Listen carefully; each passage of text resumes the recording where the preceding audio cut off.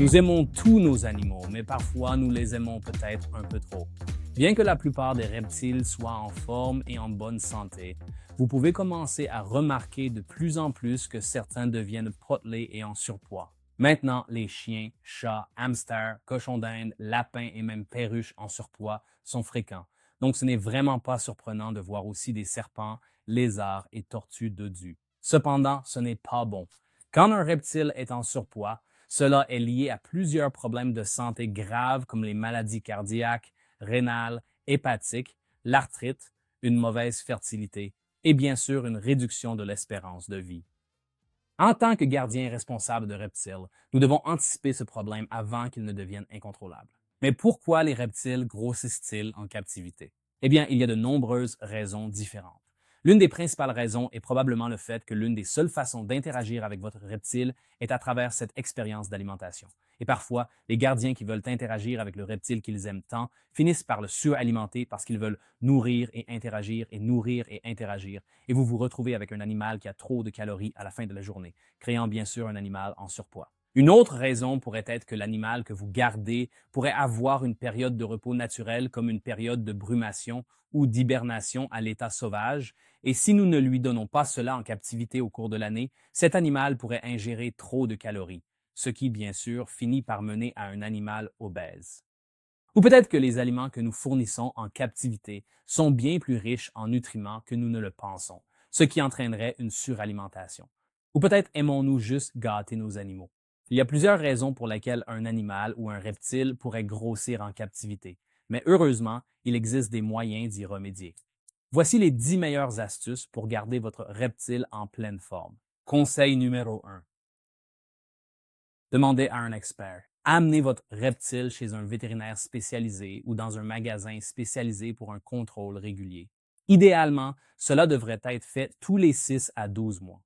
Cette personne pourra examiner la condition physique et vous dire si l'animal est en surpoids et vous donner des conseils adaptés à l'espèce que vous élevez. Conseil numéro 2. Pesez vos animaux. Il faut tous peser nos animaux de manière relativement régulière. Je dirais au moins une fois par mois. Vous devriez également suivre cela dans vos dossiers pour suivre les progrès de votre animal. Si votre animal commence à devenir en surpoids, consultez un expert qui vous dira quoi faire si votre animal commence à devenir trop lourd. Conseil numéro 3. Nourrissez moins souvent.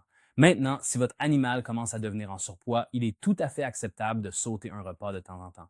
Par exemple, si vous avez des serpents et que vous les nourrissez une fois par semaine ou une fois toutes les 2 semaines. N'ayez pas peur de sauter un repas. Passez une semaine en plus entre les repas. Si vous avez des lézards et des tortues, laissez-les quelques jours sans manger. Ces animaux ont des métabolismes très, très lents et ils sont parfaitement adaptés pour passer de plus longues périodes sans nourriture. Cela ne pose aucun problème. Bien sûr, vous ne voulez pas arrêter complètement de les nourrir soudainement et les laisser durant des périodes très, très longues. C'est quelque chose dont vous pourriez vouloir parler à un vétérinaire ou un expert, mais sauter un repas de temps en temps, c'est parfaitement normal.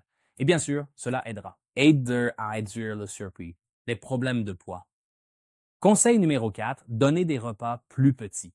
Si votre animal est en surpoids, donner des repas plus petits peut vraiment aider à réduire le nombre de calories qu'il ingère. Si vous nourrissez des serpents, vous pouvez réduire la taille des proies. Si vous nourrissez des lézards, vous pouvez donner moins d'insectes. Conseil numéro 5, allez-y doucement avec les friandises. Rappelez-vous, les vers de cire, vers de farine et vraiment toutes les autres larves d'insectes sont des friandises très caloriques. Et si vous en abusez pour votre animal, vous allez finir par créer un animal en surpoids. Si vous avez un animal omnivore, comme un dragon barbu par exemple, ils peuvent vraiment bénéficier de plus de matière végétale plutôt que d'abuser des aliments vivants. Les tortues nécessitent un régime riche en fibres. Les herbes et les mauvaises herbes sont donc excellentes pour elles. Évitez vraiment les aliments que nous aimons, comme la laitue et ces choses riches que nous mettons dans nos salades du supermarché. Ce n'est pas idéal pour une tortue. Dans la nature, elle mangerait beaucoup plus d'herbes sèches et de mauvaises herbes. C'est donc ce que vous devez leur fournir. Encore une fois, si vous avez des questions, rendez-vous dans votre magasin de reptiles. Il devrait avoir de bons conseils pour vous. Conseil numéro 6, faites travailler votre animal pour ça. Bien sûr, dans la nature, la nourriture n'est pas facile à trouver. Les animaux brûlent constamment des calories pour trouver à manger et on peut en fait reproduire cela en captivité. Peut-être enterrez-vous votre nourriture dans l'enclos ou utilisez-vous un puzzle alimentaire ou des pinces de nourrissage et faites que l'animal poursuive la nourriture.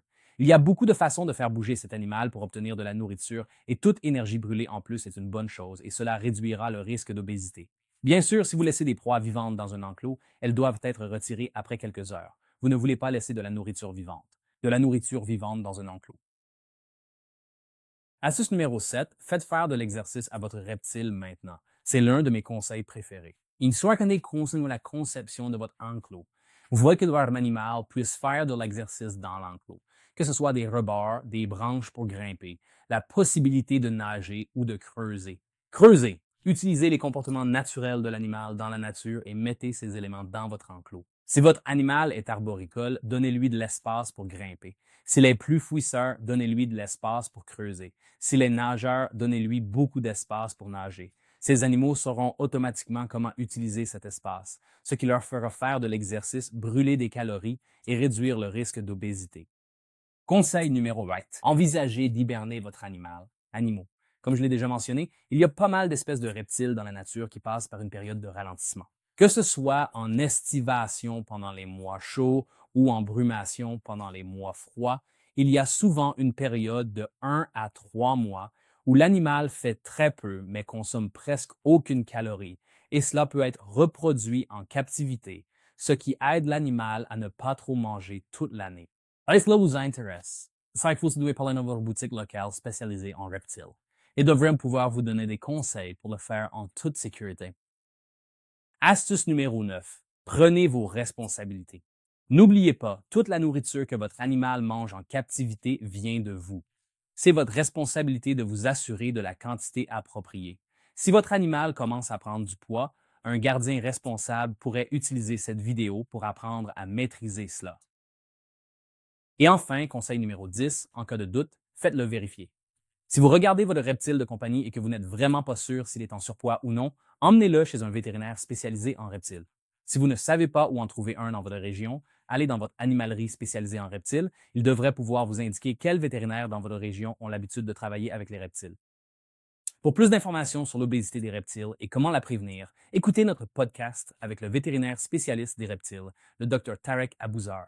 Je suis Dylan de Animals at Home et voici Responsible Reptile Keeping.